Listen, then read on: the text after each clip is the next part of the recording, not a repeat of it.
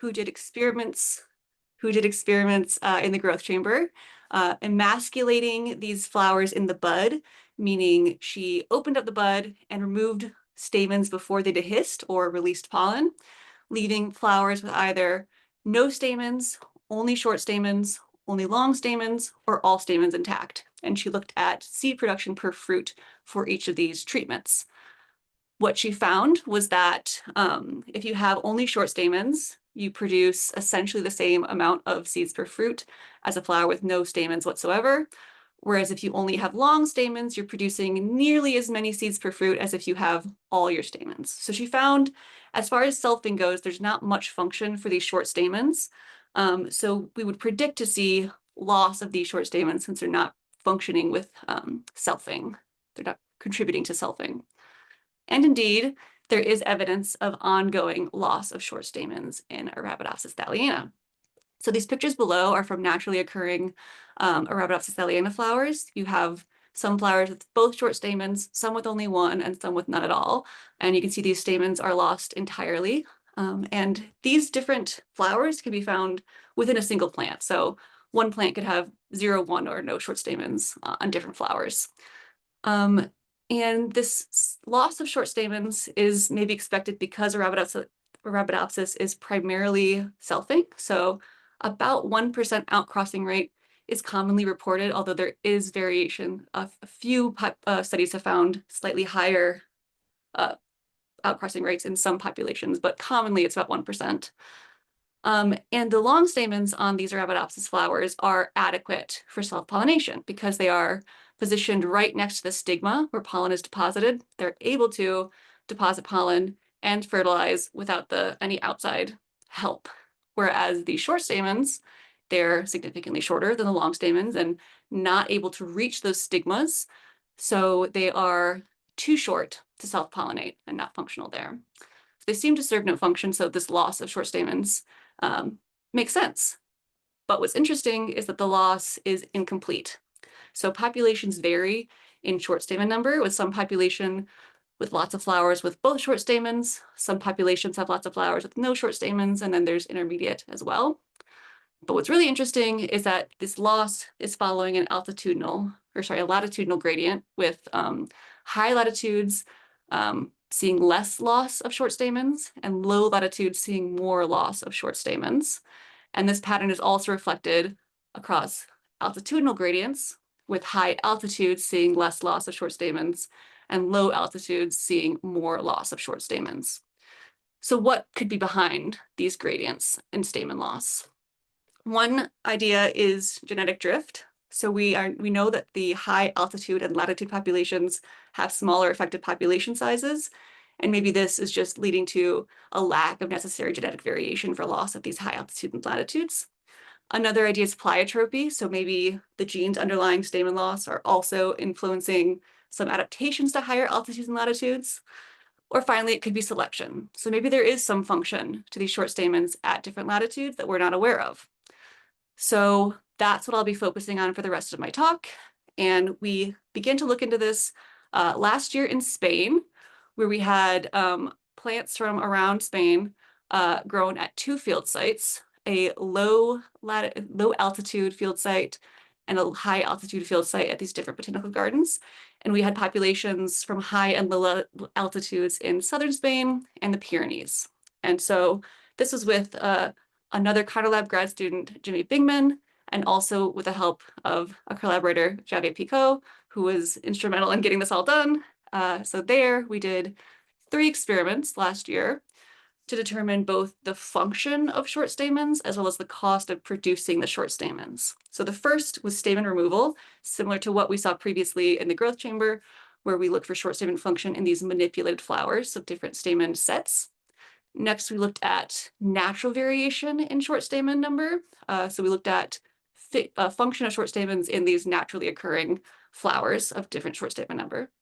And finally, we did a pollen addition experiment to look for the fitness cost of producing short stamens, where we gave pollen to flowers with 0 or 2 short stamens to see if making fewer short stamens allowed you to make more seeds per fruit, if there was a fitness cost associated with producing extra short stamens. So I'll first present our data from the low altitude site and our stamen removal experiment.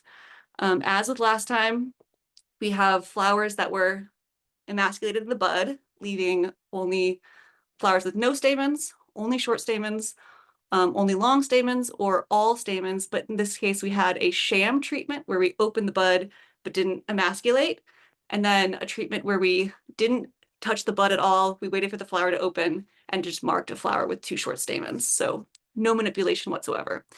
And with those plants, we got, or excuse me, with those flowers, we got seeds per fruit for each flower. What we found here was very similar to what was found previously, where having 2 short stamens does not significantly increase your seed set compared to having no stamens whatsoever. Whereas if you have 4 long stamens, your seed set is essentially the same as having all stamens. So no evidence of function of short stamens at this low site. At the high site, however, we do see that if you have short stamens, you have a significantly increased seed set compared to having no stamens whatsoever, which is evidence of some function of these short stamens. However, if we look at having only long stamens compared to having all stamens, but being manipulated, the seed set is essentially the same. So there's no significant difference between those 2 seed sets, which tells us that whatever function the short stamens do have seems to be irrelevant when long stamens are present, because the long stamens are totally adequate to get a full seed set, considering that the bud was manipulated. Of course, it's always better to not be messed with as a bud. But again, we're seeing some evidence of short stamen function, but not really practical function when long stamens are present. Next, we looked at seed set differences in naturally varying flowers with different stamen numbers. So this is at the high site versus the low site. We looked at seed set per fruit for plants, flowers with 0 short stamens, 1 short stamen, and 2 short stamens. To look again for the function of having more short stamens. And here again, we see no function of producing more short stamens. Regardless of how many stamens you produce within a site, the flowers produced about the same seed set, regardless of stamen number.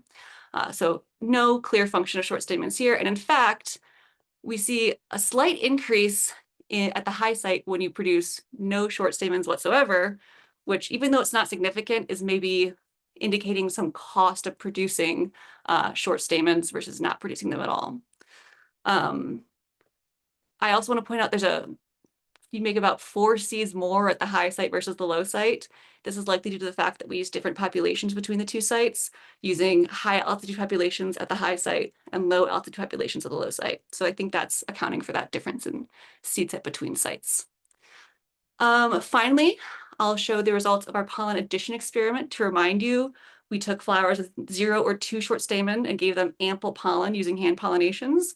And we expect to see that if you're not using extra resources to produce those 2 short stamens, you may have a fitness benefit, so higher seed set per fruit. But what we found is no significant difference in seed set at either site compared between having 0 or 2 short stamens. We do see at the high site a slight trend in the direction we would expect. So if you don't make short stamens, you produce about 2 more seeds per fruit compared to making short stamens, but this is not significant and it's not consistent across sites. So that tells us at least with this experiment, there was no clear evidence of a fitness cost of producing these short stamens. So we repeated this experiment this year. It's being wrapped up currently. And this year we added Kate Shaw and Angie Lane to our work in Spain. We also added many more plants, so greater sample size.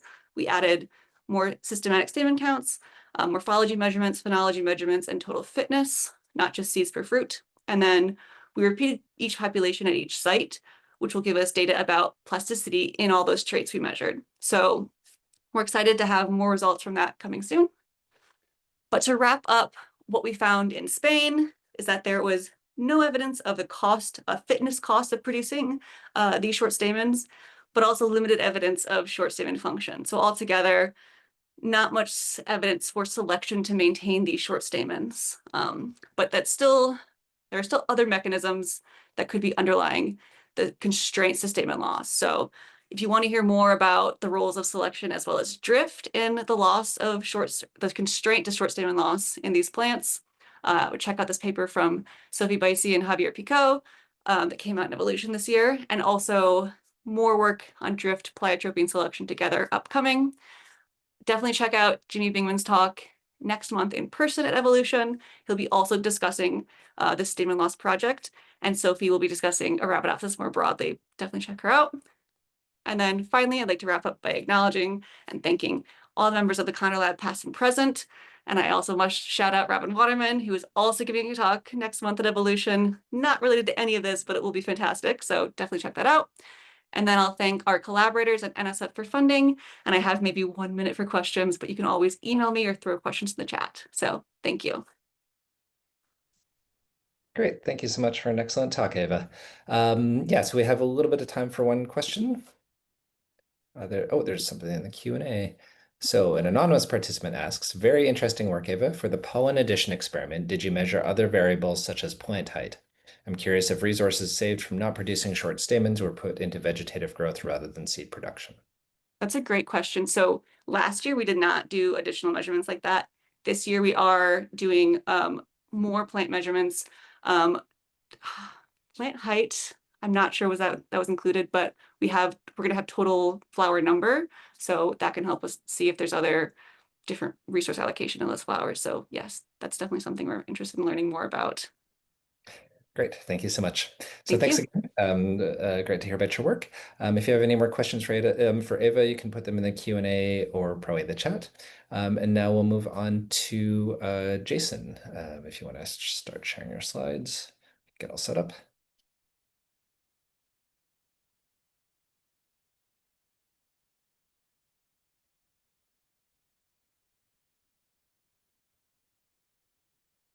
Great, we can see it, and we'll just wait until Yeah, I can hear you, so we'll just wait until 3:45 on the dot to start. Okay, perfect. Yeah, so I'm Jason. I'm a postdoctoral scholar at Florida State. And so I study host microbe symbioses, and I'll be telling you a little bit about my PhD work on the microbial community ecology in specialized host microbe symbioses. If this can, sorry, there we go. Okay. Oof. So I think a lot of people are really interested in the relationship between hosts and microbes because microbes are increasingly recognized as playing important roles in modulating life history traits and the ecology and evolution fitness of their hosts. And so in my corner of biology, I'm really interested in these very specialized associations between host and microbes and sort of thinking about what determines how these symbioses come together. And so a lot of people in my field have done really cool work to show that hosts have evolved all these really cool ways to recognize and sequester microbes that they encounter or that they inherit from their parents. These microbes that are really strongly beneficial for them. And so host choice certainly plays an important part. And now we increasingly know that symbionts, microbial symbionts are genetically distinct, also have their own fitness interests. And so they're also competing between themselves for the opportunity to colonize a host. So certainly selection plays an important role in assembling host microbe symbioses. But we also need to think about, like, why is it that these symbioses are so variable? How come communities between hosts are also so variable? And selection in terms of host choice and competition between symbionts doesn't necessarily provide an obvious answer to that. And so I think we need to look a little bit more towards thinking about host microbe symbioses, not just as relationships between a host and a microbe, right? But also thinking about this more as about these associations as communities of microbes in association with a host that is sort of a habitat for that community. And Mark Valland, in his 2010 sort of synthesis of community ecology assembly, community assembly, sort of conceived of community assembly as following very analogous processes to population level processes that allow populations to evolve. So things like natural selection, mutation, dispersal, and drift drive evolutionary change in populations over evolutionary timescales.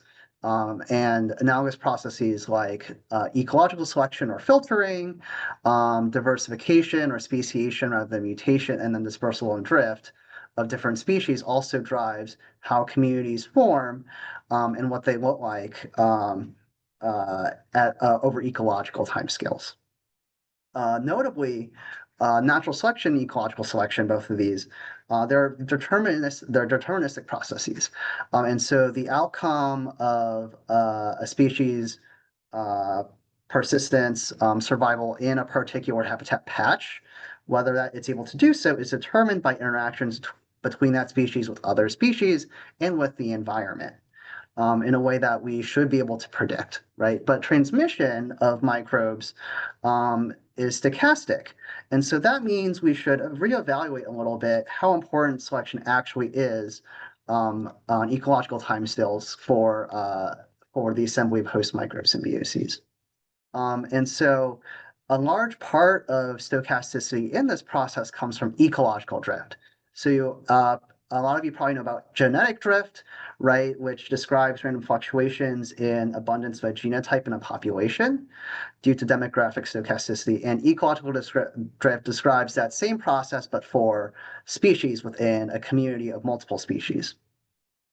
And just like genetic drift, when communities are too small, are sufficiently small, drift can actually override ecological selection in determining the composition of that community. And I'm just sort of illustrating this principle very simplistically in this graphic right here. Hosts getting a very few symbionts versus hosts getting a lot of symbionts, dictating the final composition of those communities inside those hosts. And that's really important because many host-associated microbes do go through these very transient reductions in population size in the form of transmission bottlenecks. And so that potentially means that drift can play an important role in the composition of these communities from a very early point. So my model system is this squash bug, Anasa tristis. It is a bug that eats squash. I get questions about what is a squash bug, but they feed specifically on the sap and the cell contents of these cucurbit crops, things like squashes, gourds, pumpkins. And they're specialists on these plants. And that means that their diet is pretty nutritionally poor. They kind of need something to make up that nutritional shortfall. And so the way that they do that is by acquiring symbionts, specifically in the genus Cableronia, from the environment every generation as their specialized symbiont. And so, like I said, these symbionts are acquired every generation, which means that we can study hosts independently of their microbes, and we can reconstitute this symbiosis every generation. What's nice about this system is that we can actually isolate the microbes from the symbiotic organ, which is highlighted here in green. And so we can isolate these microbes, study them individually, the host individually, and put them together and reconstitute that symbiosis every generation. Cableronia, once it's acquired by the host, forms these very dense communities, which it dominates within the symbiotic organ, which is composed of these two rows of pockets called crypts, and each crypt has bacteria in it, and that will become important in later on in this slideshow. You can genetically modify the bacteria to express different things. So in this case, green fluorescent protein as a marker for colonization. And so my hypothesis, right, is that transmission bottlenecks do structure symbiont communities within hosts. And so here I'm illustrating how I'm going to test this experimentally. It's a very simple experimental design. I showed you that we can genetically modify these bacteria to do different things. And so here I have symbionts that produce a red or a green fluorescent protein, RFP or GFP. RFP magenta, GFP green. So I can grow these separately, mix them together, and form an inoculum. And that inoculum has, a defined ratio, a relative abundance of RFP compared to GFP symbionts in that inoculum. I can then dilute that inoculum and feed different concentrations of bacteria to my squash bug nymphs, juveniles, and they'll acquire these symbionts, after which I can sacrifice them and grow, dissect them, isolate the bacteria inside that symbiotic organ, and see what's inside it. And so these different dilutions correspond to increasingly tight transmission bottlenecks. And so as these bottlenecks become tighter, I'm expecting transmissions become more stochastic, and infection outcomes within each of these treatments become more and more heterogeneous. I'm just going to take some time to illustrate what my results will look like here. So I have on the x-axis inoculum density corresponding to a loose or a tight bottleneck. And on the y-axis, I have, community composition in terms of more or less RFP symbiont. And so if I'm feeding these bugs 50% RFP in all of my inocula, I should expect under very high inoculum densities, very loose bottlenecks, all these bugs will be the same and co-colonized, but I should see variation in these bugs emerging as I decrease that inoculum density until finally I get bugs that are colonized by one or the other, but very rarely both, right? And I can demonstrate a shift in the change in the shape of this distribution using a bimodality coefficient, which describes that shape. And for those people who really care about significance testing, we can also impose a Hartigan's dip test of unimodality. So I'm going to look at this first using just neutral competition, using a single strain, GAOX1, labeled with two different colors. So they're the same thing, they just look different. They have two different fluorescent proteins. And so when I give these bugs lots of bacteria, you can see that on the this blue X represents the proportion of red versus green bacteria in that initial inoculum. And the bugs tend to be more biased towards having more green bacteria, which makes sense given that the green bacteria have a little bit of a higher fitness because of the fluorophore that they're carrying and expressing.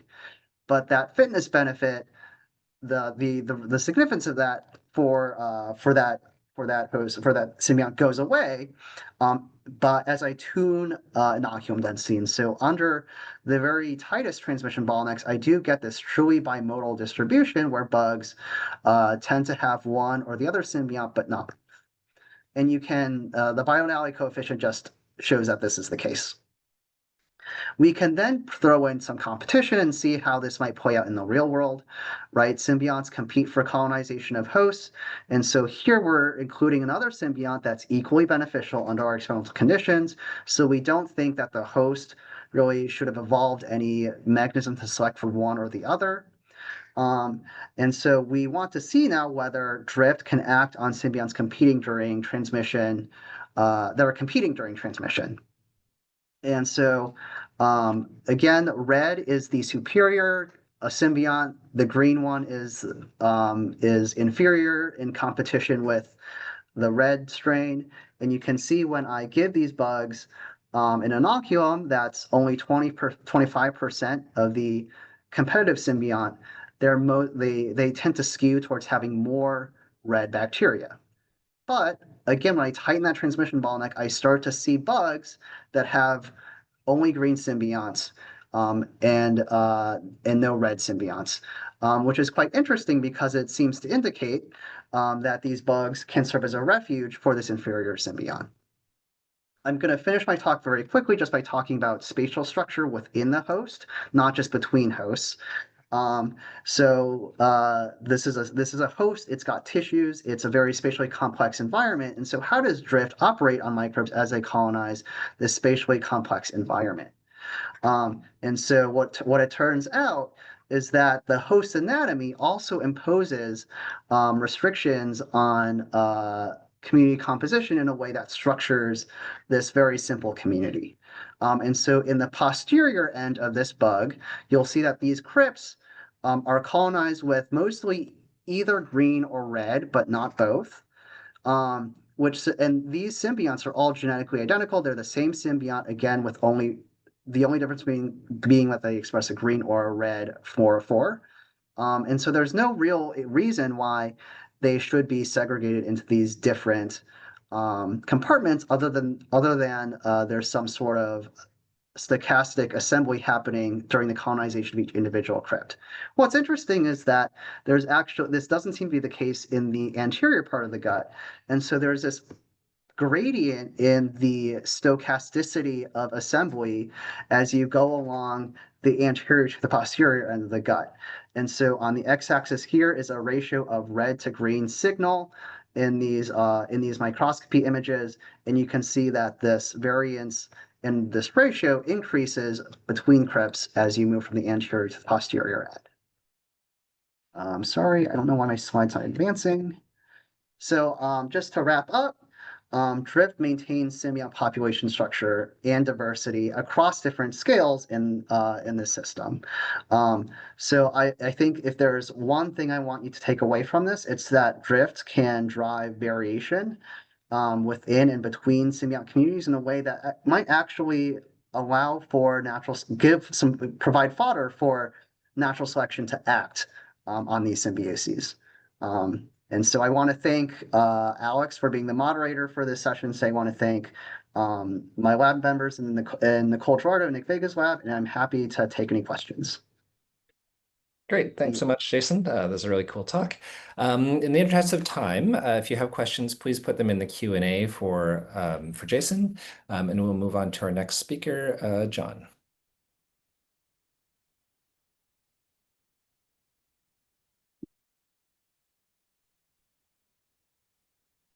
And we'll just wait until 4 o'clock on the dot to get started. Oh, whenever you're ready. Good. Hello, everybody. Thank you for coming. Today, I'm going to be discussing my work studying the importance of admixture in establishing the accurate evolutionary history of domesticated. So, domesticated cattle are ruminants from the family Bovinae, and they belong to the genus Bos. The genus Bos has several extant members, which include the wild species Gaur, Taurus, distribution seen below. Its sister species, the Bantang, or Bos javanicus, the wild yak, Bos mutus, as well as their sister species, bison, which originated in the Old World, but then migrated across the Bering Strait into North America 100,000 years ago, as well as a small remnant population remaining in Europe, critically endangered. And then the progenitor species of domesticated cattle, the oryx, or Bos primigenius. Now, this species has gone extinct, but only recently, within the past 400 to 500 years. And we currently have ancient DNA from a sample at high coverage that we recovered from a location in Yensi, Siberia. And then domesticated cattle come in two different types, often given a subspecies designation: Bos taurus, which was originally from the Fertile Crescent, and Bos indicus, or sometimes referred to as zebu cattle, from the Indus River Valley, characterized by the large hump on their backs. And domestic cattle, up until today, have been assumed to have originated from independent domestication from differing populations of oryx. However, the transition of domestic species from a wild species has often been described as a very difficult and protracted process. So oryx, they had this wide range across northern Africa, most of Europe, and through various stretches of Central, Eastern, and Southern Asia. The relationship between humans and oryx dates back a long time. They were originally a prey species, to be seen in cave paintings like the one in Lascaux, dated some 30,000 years ago. But the transition from a wild prey to domestic livestock involves several key changes to the phenotype, which is a pattern that is convergent within other mammalian domesticates. These primarily involve changes to behavior, as well as regulation of the growth and fertility cycles for management ease, as well as changes to traits related to immunity, so they can survive relatively close proximity to human population centers, as well as some other aesthetic or perhaps unrelated but traits such as pigmentation and loss. These are the hallmark phenotypic changes seen in domestic species outside of cattle. But the idea that cattle were domesticated independently in two separate times has been around for about 30, 40 years. And they're one of the only species of domestic mammals that remains to be believed to have been domesticated multiple times independently. The evidence for this has ranged from things such as morphological characteristics relating them to different auric populations from fossil data to the divergence in mitochondria time predating the actual domestication for both different populations. Same with the divergence of Y haplotype data. Overall genome-wide changes to nucleotide diversity that are too divergent to have been occurred within the time frame of the independent domestication episodes, as well as a dramatically different history, including things like the bottleneck associated with it. The hallmark of some of these characteristics is that they're typically sampled with lacking the actual diversity of the Bosch genus within context of analysis. So all the members of the extant members of the Bosch genus are regularly able to hybridize up into this. And so the impact of archaic ancestry within the context of domestic cattle is yet to be completely explored. So what my group has done, and this is thanks especially to Dr. Bob Schnabel here at the University of Missouri, and his work in collecting and controlling for quality, as well as novel variant calling pipeline protocols, was to amass a large globally representative whole genome level resequencing data set from the genus Bos. This combines as many available genomes from NCBI's short read archive, as well as those genomes that we have from our own university's genetics group, for a total of whole genome level data from over 5,600 individual animals, which we had aligned to the reference genome and had variants called using GATK best practices with a variant quality score recalibration with novel fine-tuning parameters based off of Mendelian inheritance error rate using bovine trios. And you can see this paper from Bob's postdoc can be released in Genome Research. And the result of this was a data set that included 130 million high confidence SNPs. So when it comes to observing the patterns of the relationship between these various populations, we used a subsample of those whole genomes to determine the actual relationships between these populations. Here's a tree mix analysis indicating some of the phylogenetic relationship between these species, these particular breed groups and wild population types, and highlights some of the significance of signals of admixture between wild and domestic populations. We'll see here that this is a branch of the tree that includes Indocene cattle from East Asia, which had a admixture event coming from the wild Bantam, which is in range with this. We also see another wild integration.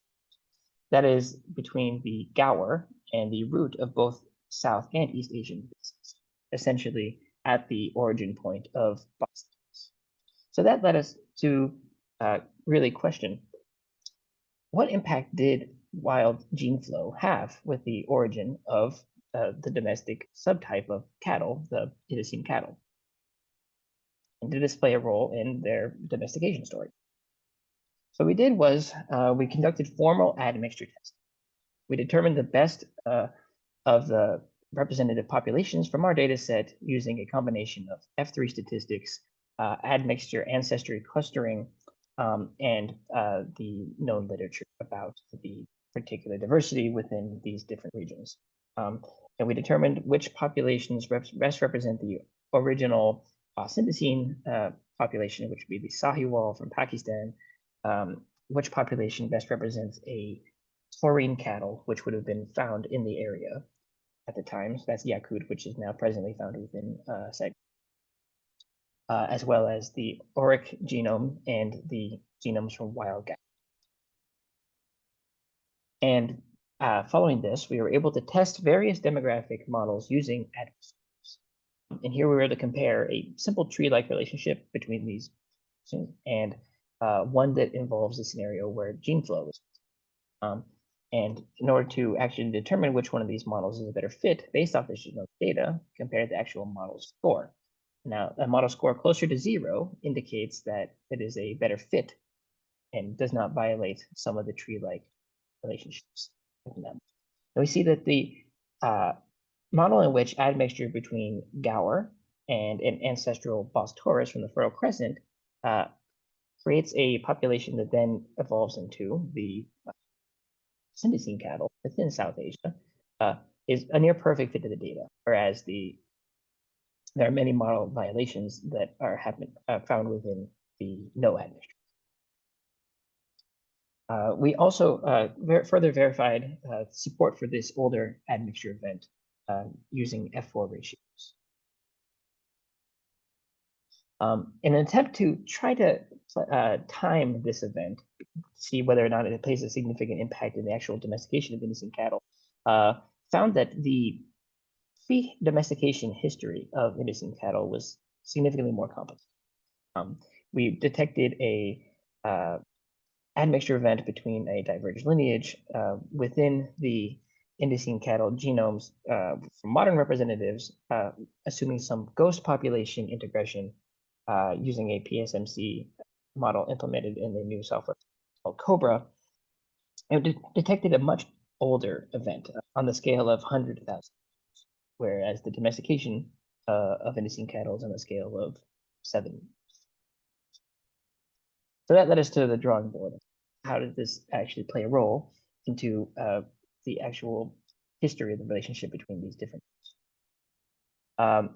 Led us to a new model in which there is an initial divergence between the original population leading to the domestic cattle from the Fertile Crescent or Bos taurus cattle, and the auric, as well as Gower, present within South Asia.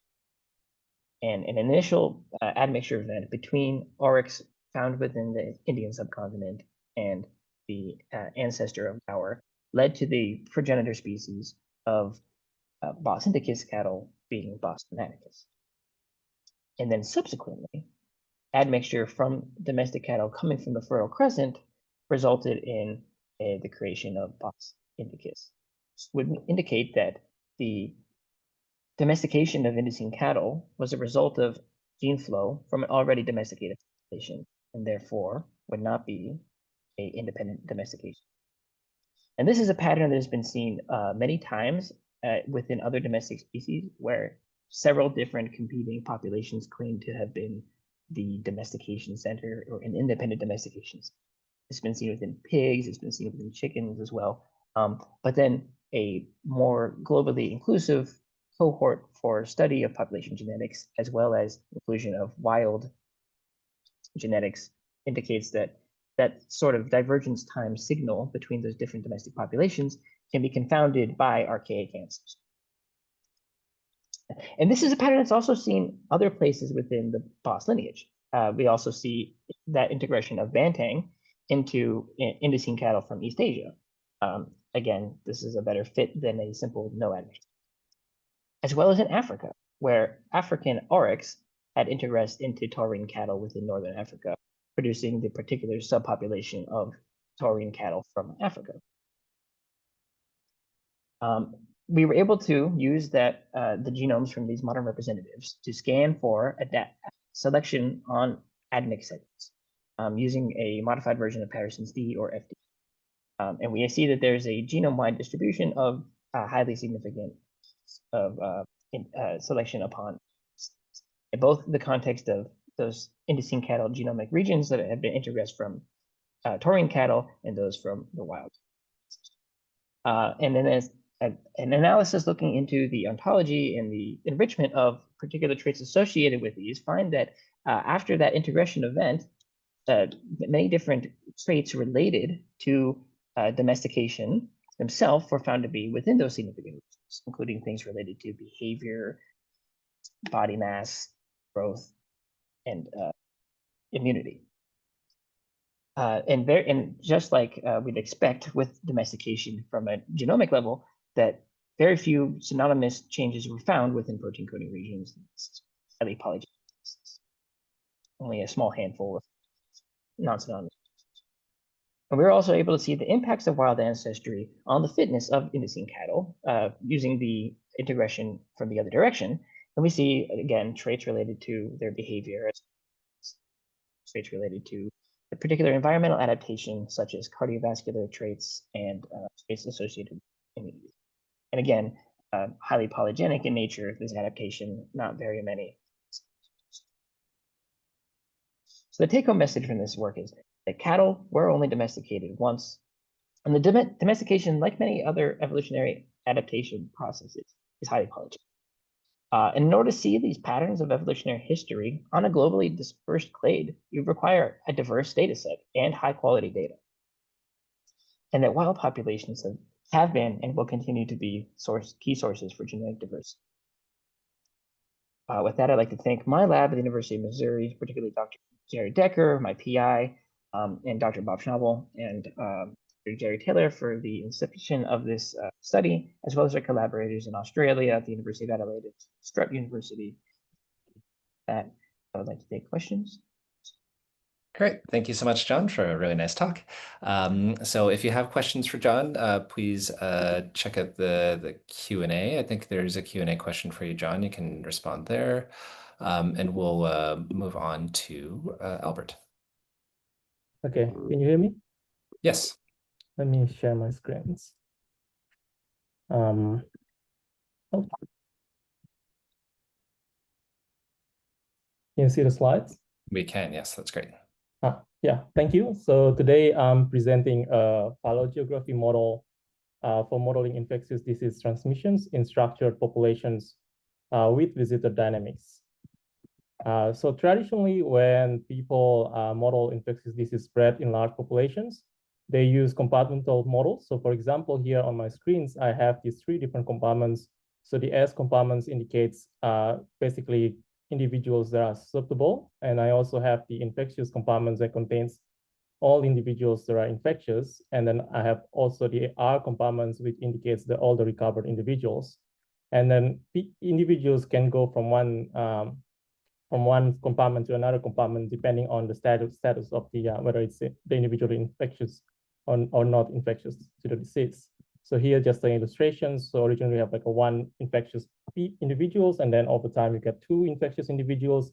One of them may be recovered from the disease.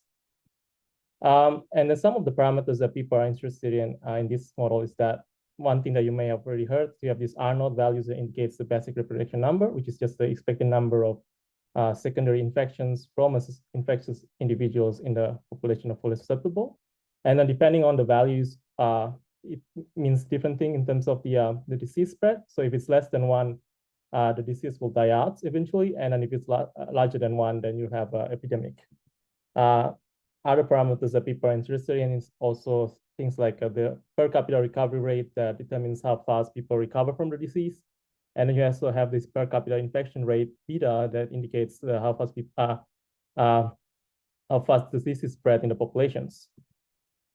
We can also add an extra layers to these compartmental models by having a structured populations. One thing you can have is having a spatially structured compartmental models. And then to illustrate these, I'll have these illustrations. So imagine you have 3 locations. You have location I, location J, and also location K. 2 of these locations, which is location I and J, have infectious individuals in it. And then the other location, say location K, contains only a susceptible individuals. Now, because this is a spatially structured model, you can have a host moving from one location to another locations. So in one scenario, maybe you have infectious individuals in orange travel from location I to location K, bringing in infections into a location K that contains only susceptible people. Or you may have like a traveling individuals which is susceptible to the disease but not infectious, and it gets infected in location J because there's some infections in there. And then one thing that people do is that you can also bring phylogenetic analysis in infectious disease model. And then this allows us to do different things such as we can infer the origins and timing of an outbreak, but we can still also infer the epidemiological parameters and some of these phylogenetic rates like cladogenic rates and anagenic rates. We can also do a history of a disease transmissions. Here I'm going to present an existing phylogeography model in the spatially structured populations that involve host movements. I'll call it in this talk as a cladogenic migration SIR model. So basically here you have individuals that can randomly move from one locations and to another locations, bringing infections or getting infected in the locations in the destinations. So this results to these kind of patterns in your phylogenetic tree. So you have this infection occurring in location J, and then the individuals bringing the infections to the locations I. But these kind of patterns can lead to some ambiguity in this model. So to illustrate what I mean, so I'll give you 2 separate scenarios. So imagine I have 2 locations. So I have location I and location J. Location J only has susceptible individuals. Location I has some infectious individuals. And say these infectious individuals move from one location I to location J. So it brings an infections to these locations J and then infect people there. So this is a case where traveling individuals bring infections into new locations. But we can also have this scenario where you have susceptible individuals from I traveling to J, but J has some infections in there. So it gets infected in location J, and then it carries the infection with him. So these 2 scenarios leads to the same patterns that you see at branching events. So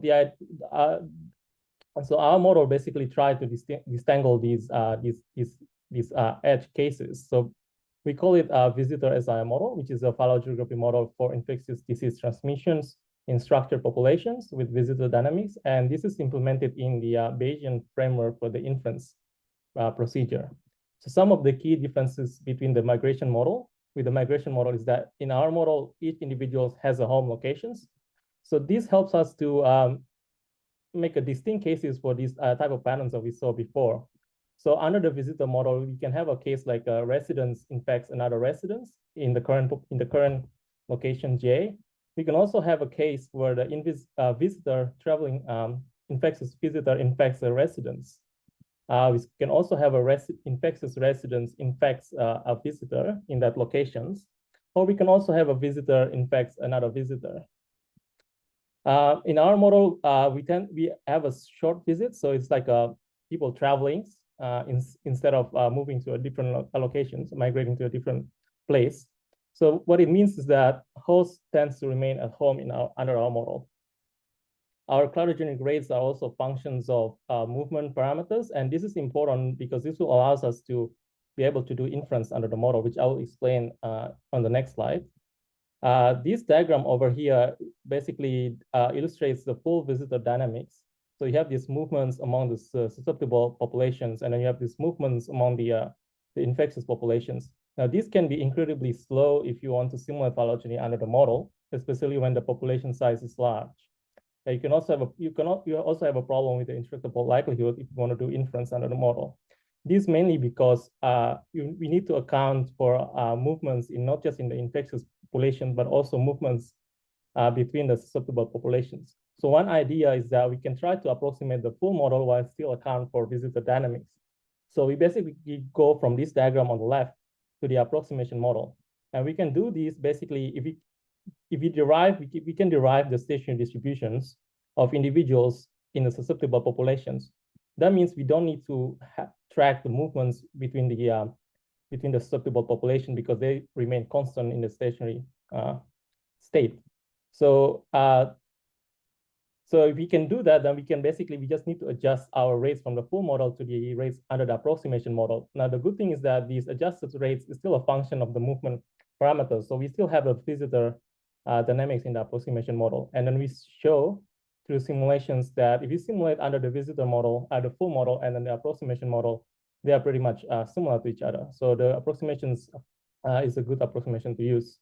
We also do some testing for parameter estimation, the accuracy of parameter estimates under the visitor model. So we do using a Bayesian coverage experiments. I think this one has a target coverage of 80%. So you can see these parameters that we consider here, they are within the range of our target coverage. So that indicates accurate parameter estimation under the model. So we also want to use our model to the real data and then compare how the results differ with using a migration model.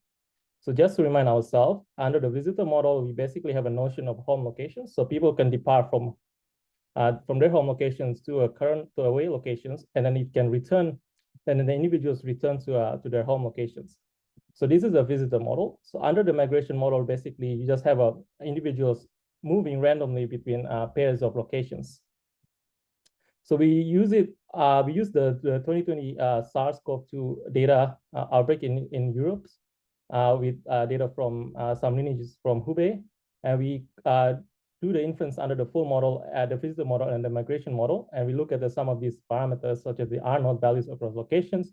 You can see that they are pretty similar estimate in terms of the posterior means for the both models.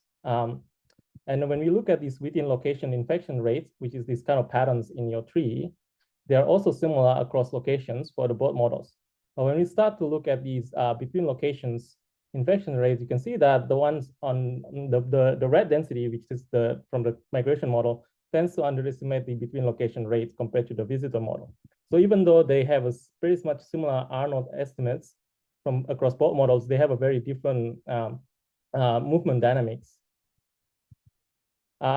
Because we use a phylogenetic approach, we can also do a stochastic mapping under the visitor model. And here, basically, what we see here is that the infections that involve no movements are the most frequent cases, which makes sense because earlier I mentioned that under the visitor model, host tends to remain at home because they return faster to their home locations than traveling to different locations. And then the second most frequent events is that infection that involve a single movements by either the susceptible or infectious individuals. So that corresponds to these two cases, either resident infects a visitor or visitor infects the residents. While the infections that involve both movement from susceptible and an infectious individuals will be the least frequent events. So so just to summarize from this talk is that, so first one is that we have a phylogeography model for infectious disease transmissions in spatially structured populations that has a visitor dynamics. We have an approximation model to the full model that still accounts for visitor movements. And then these approximations is accurate to the full model. By having this approximation model, we can do an inference under the model and then have a feasible simulations. We have an accurate parameter estimates under the model. And also one thing that I didn't mention is that the R0 estimates under the visitor model, using that empirical data, basically we get a similar estimates to the previous study from that 2020 paper using a migration model. One thing to note is that even though they gave us similar R0 estimates, we see an underestimations in the movement related parameters under the simpler migration model. So that brings to a idea of I think more careful thinking about how you make a policy related to travel. So is it the case where visitors carrying disease home with them, or is it the case where they are bringing infections to other locations? I think that's pretty much for my talk. Thank you. Great, thanks for a really nice talk, Albert. We have a couple minutes for questions.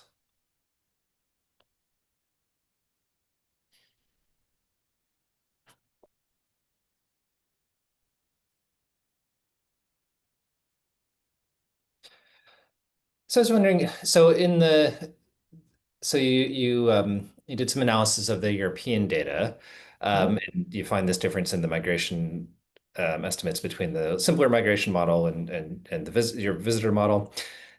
How do you know which one is right? Like you get higher estimates for the visitor model, but it could be overestimating just as much as the migration model is underestimating. So how do you know which one is right? Well, I think like if you think of these people moving from one location to another, I think our model tends to have a case where you have a shorter visits to another location. So it's like say you're having like a holidays instead of like migrating to a different locations and then stay there for a long time before you return home. And then I think in terms of whether the model is this inference under our model is true or not, I think it's like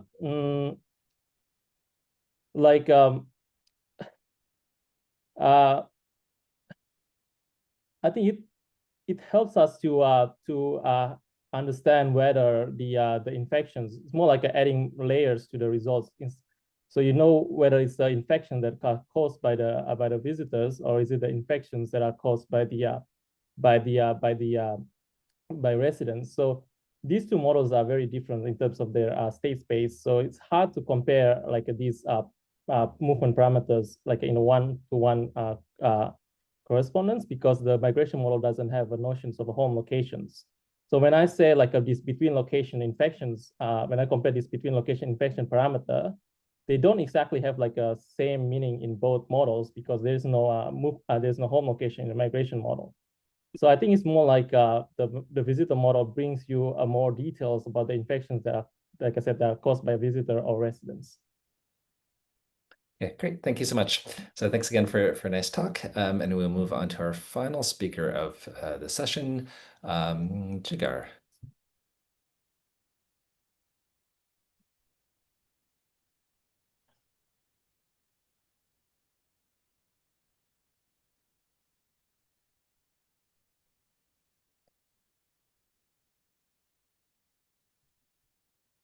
Let's see, some activity over there. Oh, sorry. Hi. I'm sorry. I actually. Yeah, so if you're able to share your slides, that would be great. Sure.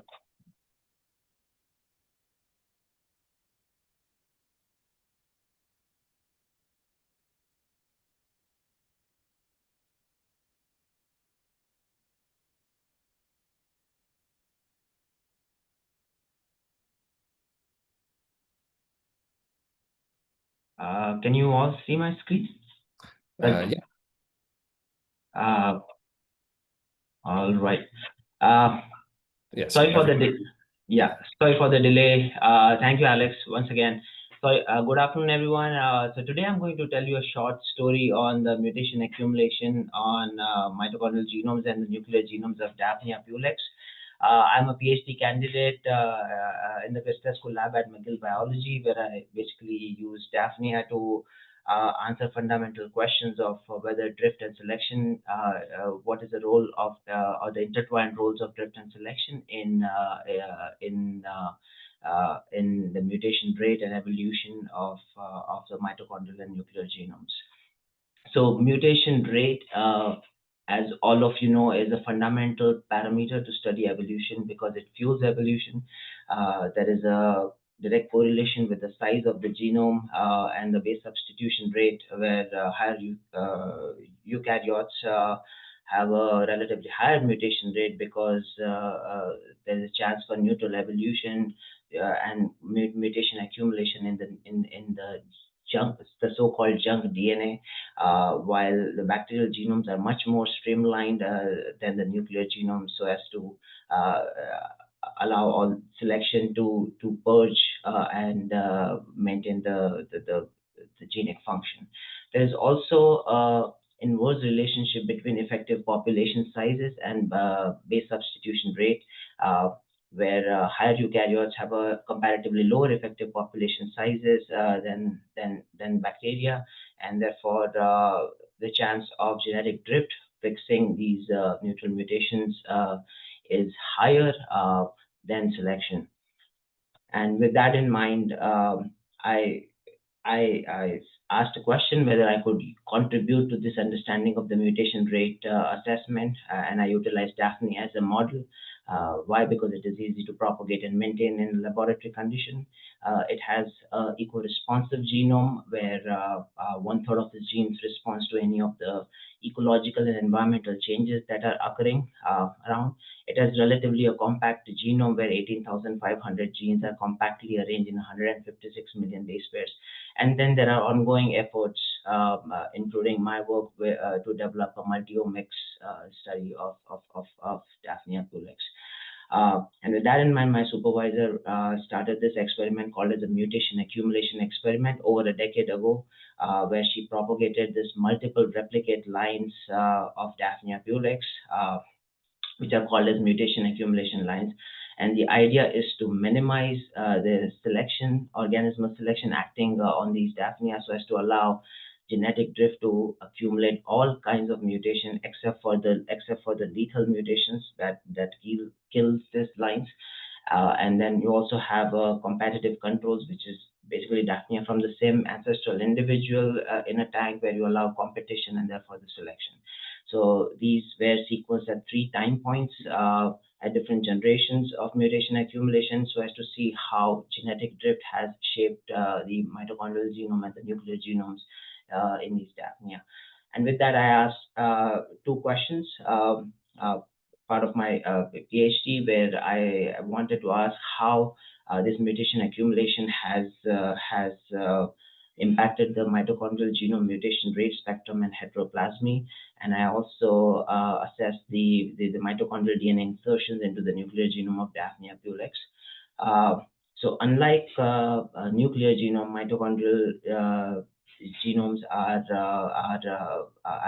inherited in a non-Mendelian fashion, and they replicate in a relaxed form of replication. So therefore, they have a hierarchical population structure. And what I mean by that is there are multiple mitochondria in a cell, and there are multiple mitochondrial genomes inside a single mitochondria. So the sheer amount of mitochondrial DNA that is present is 15 to 20 times higher, and that allows us to detect low-frequency mitochondrial mutations from a population of many mitochondrial genomes. So circling back to the mutation accumulations, I wanted to see how these mutation accumulation experiment has shaped the mitochondrial genome evolution trajectory, where I expect that genetic drift would fix most of these mitochondrial mutations because there is minimal organismal selection. The other challenge was on the analytical front, where the mitochondrial DNA sequence reads are present along with the nuclear DNA reads and the nuclear mitochondrial reads, which mimic the mitochondrial DNA and cause false heteroplasmy assessment and therefore elevated mutation rates, something that has been reported earlier. So my most important challenge was to segregate these reads from the true actual mitochondrial DNA reads to detect accurate heteroplasmy levels and the copy number. So as part of my approach, as part of the bioinformatics pipeline, and I will not go into detail about the entire pipeline, but this is one important step where I used a concatenated reference genome, which effectively segregated these nuclear mitochondrial sequences from the mitochondrial DNA reads, and therefore prevented high heteroplasmy assessments. I wanted to see if my approach works. So when I used the concatenated reference, there was a lower coverage of 5 to 10x across the mitochondrial reference, which suggests that in the presence of the nuclear genome, these new mites were getting segregated from the mitochondrial DNA reads. And thereafter, I assessed the mutational spectrum and heteroplasmy across 3 time points. What I saw was a complete contrast of what I expected, which was increasing heteroplasmic mutations under drift. But I saw consistent low heteroplasmic mutations, while occasionally there were some mutations which were of intermediate frequency, which got fixed in the 2nd time point. And in the 3rd time point, some mutations got purged because they impacted the mitochondrial gene function, while some remained fixed. So there was also a similar heteroplasmy and mutation rate seen in competitive controls versus MA lines, which is counterintuitive, knowing that two contrasting evolutionary forces have shaped the mitochondrial genome architecture, and the only understanding that you can gain from this is there's an inherent evolutionary mechanism called as germline bottleneck, and it is conserved across eukaryotes, which is filtering most of these mutant mitochondrial genomes when the mitochondrial DNA is passed, and therefore it preserves the mitochondrial DNA functions. But occasionally you have these few handful mutations which gain a replicative advantage, and therefore they decide to propagate selfishly, bypassing these germline bottlenecks, which is the case with 2 or 3 of these mutations that were seen at a high frequency in the 200 generations of propagation.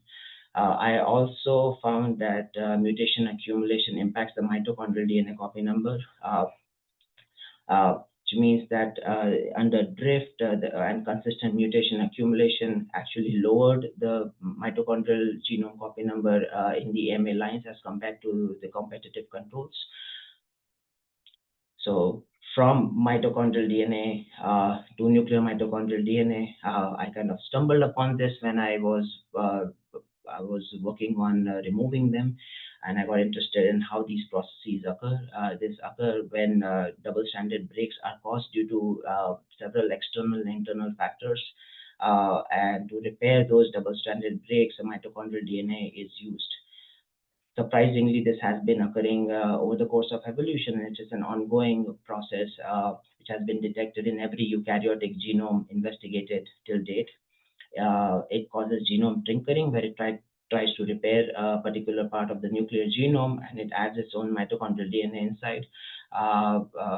And it has been an ongoing event in human genomes, where the rate has been estimated to 1 in every 10,000, and it has also been used as a novel biomarker for neurodegenerative disorders.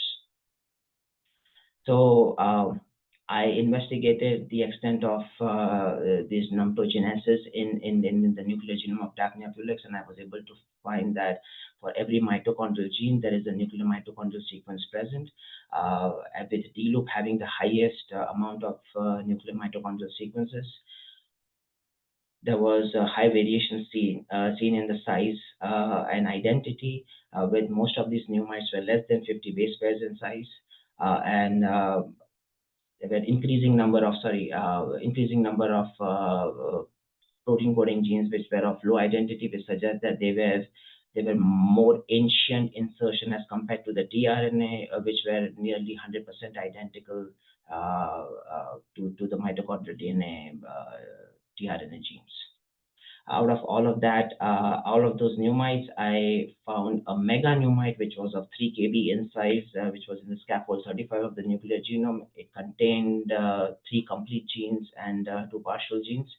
I wanted to see if the function of the protein coding NAD1 was intact, and I found that there was a mutational erosion of the ND1 gene, and it was non-functional and became a pseudogene. I further also investigated the role of transposable elements in duplication and fragmentation, because majority of the 1700 pneumites were of less than 50 base pairs in size. So I found an integral role of TEs in the pneumite insertion, and there are these 4 scenarios The first scenario being that TEs cause double-stranded breaks, and these new mites are inserted after those double-stranded breaks. And while in other cases, TEs hitchhike the new mites, or they are inserted in the active new mites, and they fragment and duplicate the new mites. So out of all these events, I think more than 1/3 of these events are directly caused by the active role of Ts in causing double-stranded breaks, while in other cases it plays a role in duplicating and fragmenting, which suggests that these short new mites, after they are being inserted, they are further due to genomic dynamics, they have been fragmented and duplicated. So to sum up, my study revises the mitochondrial mutation rate, heteroplasmin copy number. It also suggests that germline bottleneck filters out most of the mutant mitochondrial genomes, and therefore it counters the argument of Muller's ratchet, the mutation accumulation and lethal mutation accumulation in the mitochondrial genomes. Occasionally, there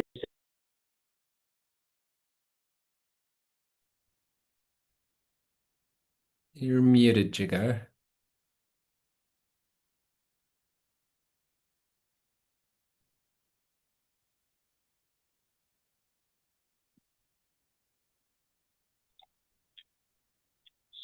There we go. I didn't know how I got muted. I'm sorry. That's okay. Yeah, sorry. So just 30 seconds. Occasionally, there is selfish propagation of some mutations, which actually is due to the replicative advantage, which causes fixation of these mutants into the mitochondrial genomes. This study has implications for at-risk species, as this experiment is actually performed with a low effective population size and for over 300 generations. And besides that, my work on new mites provides a database of these new mites and highlights their role in evolution and biodiversity studies. With that, I would like to thank you all for your time, and I look forward to your questions. Great, thanks for a really interesting talk. So this was our last talk of the session. We have some time for questions, either out loud or in the chat or the Q&A. I have a question. Yeah. Jigar, I don't know if you mentioned this and I missed it, but are there estimates that are comparable in terms of the depth of sequencing and thus the ability to detect the new mites in other species to know if this is exceptionally high or exceptionally low or very typical for either invertebrates or as far wide as you would be able to generalize? Because just so many people just ignore or don't even know that they're seeing new mites. You're one of the first studies I've seen that's like really tried to quantify the rate at which they're there. Can you tell us what we could compare that to in either Drosophila or something else? That's a very good question. So before actually reassessing it after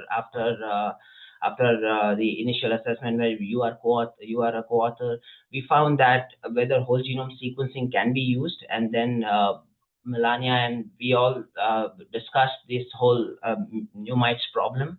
And so far, I think for Drosophila and even for C. elegans, new mites have been detected, or for any eukaryotic species, they have been detected.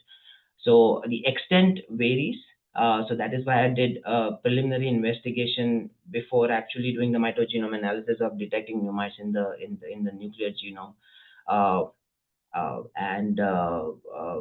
This problem is ignored, but it is more prevalent than initially thought. Thank you. Great.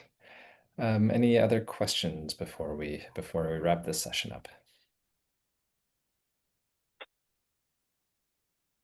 Great. Well, thank you to all the speakers in this session. Really enjoyed your talks. That wraps it up for this session for today. There's another one starting. When's the next one start? In an hour, a little over an hour. So we hope to see you there and tomorrow. Thanks, everyone. Thank you.